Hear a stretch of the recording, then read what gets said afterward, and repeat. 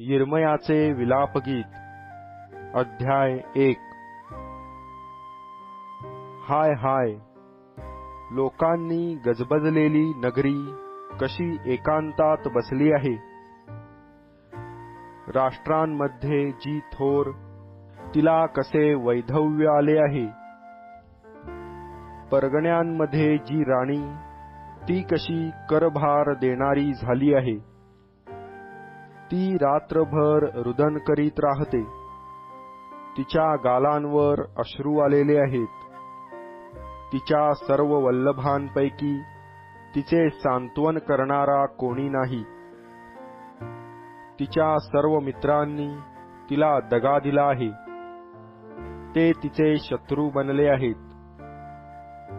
यहुदाची कन्या जुलमामुळे व बिकट दास्यामुळे बंदिवान होऊन गेली आहे। ती राष्ट्रांमध्ये राहत आहे, तिला चैन नाही। तिचा पाठलाग करणाऱ्या सर्वांनी तिला संकटावस्थेत गाठिले आहे। पर्वणीस जाणारे कोणी नाहीत, म्हणून सियोनेचे मार्ग शोक करीत आहेत। तिच्या सर्व वेशी उजाड झाल्या आहेत, तिचे याजक उसासे टाकीत आहेत। तिच्या कुमारी खिन्न झाल्या आहेत, ती स्वतः कष्टी आहे। तिच्या शत्रूंचे वर्चस्व झाले आहे, तिचा द्वेष करणारे चैनीत आहेत। कारण तिच्या बहुत अपराधांमुळे परमेश्वराने तिला पीडिले आहे। वैऱ्यांपुढे तिची मुले बंदिवान होऊन गेली आहेत। सियोन कन्येचे सर्व तेज गेले आहे, तिचे सरदार चारा नसलेल्या हरिणांसारखे झाले आहेत। ते पाठलाग करणाऱ्या पुढून हतबल होऊन पळाले आहेत। यरुशलेम आपल्या क्लेशाच्या व भटकण्याच्या दिवसात आपल्या सर्व प्राचीन रम्य वस्तूंचे स्मरण करीते। जुलूम करणाऱ्याच्या हाती तिचे लोक लागले, तेव्हा तिला कोणी सहाय्य करता नव्हता। तिच्या शत्रूंनी तिला पाहून ती उजाड झाली म्हणून तिची थट्टा मांडली। यरुशलेमेने घोर पातक केले आहे, म्हणून ती किळसवाणी झाली आहे।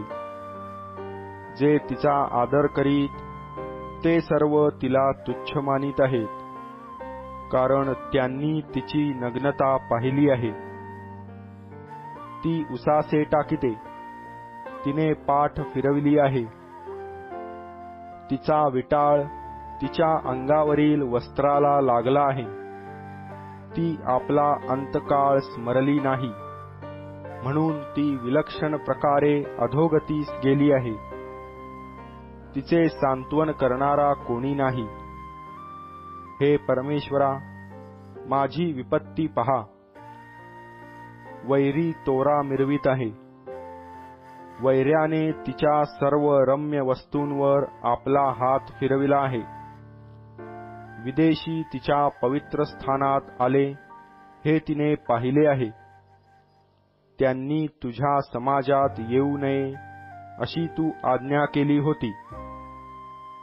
तिचे सर्व लोक उसासे टाकीत आहेत, अन्नान्न करीत आहेत। आपला प्राण वाचविण्यास त्यांनी भाकरीच्या मोबदला आपल्या रम्य वस्तू दिल्या आहेत। हे परमेश्वरा, लक्ष लावून पहा, मी कशी तुच्छ झाले आहे। येणाऱ्या जाणाऱ्यांनो, हे पाहून तुम्हास काहीच वाटत नाही काय? परमेश्वराने आपल्या संतप्त क्रोधाच्या दिवशी मला दुःख दिले। ह्या माझ्या दुःखासारखे दुसरे कोणतेही दुःख आहे काय, हे लक्षपूर्वक पहा। त्याने माझ्या हाडास वरून अग्नी लाविला, ती त्याने ग्रासून टाकली। त्याने माझ्या पायांसाठी पाश मांडिला, त्याने मला मागे वळविले। त्याने मला उजाड सदा कोमजलेली असे केले आहे।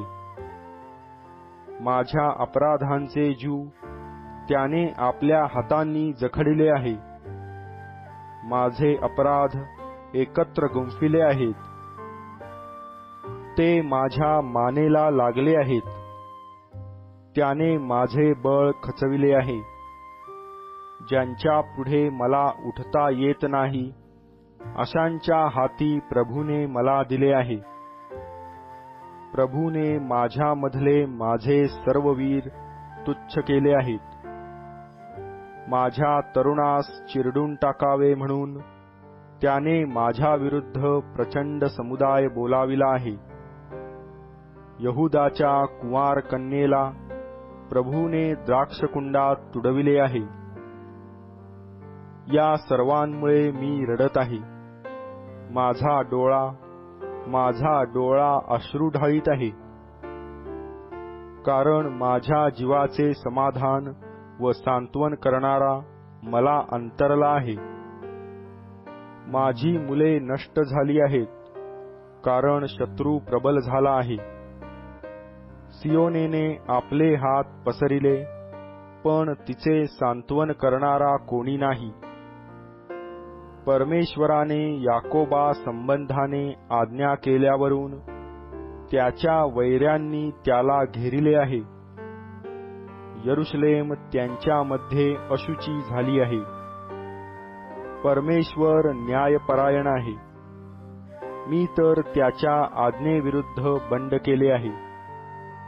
अहो सर्व लोक हो, आता ऐका, माझे दुःख पहा.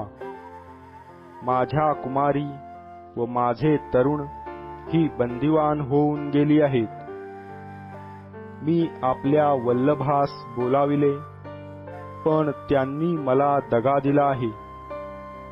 आपला जीव वाचवावा म्हणून आपल्यासाठी अन्न शोधिता शोधिता माझे याजक व माझे वडीलजन नगरात मेले.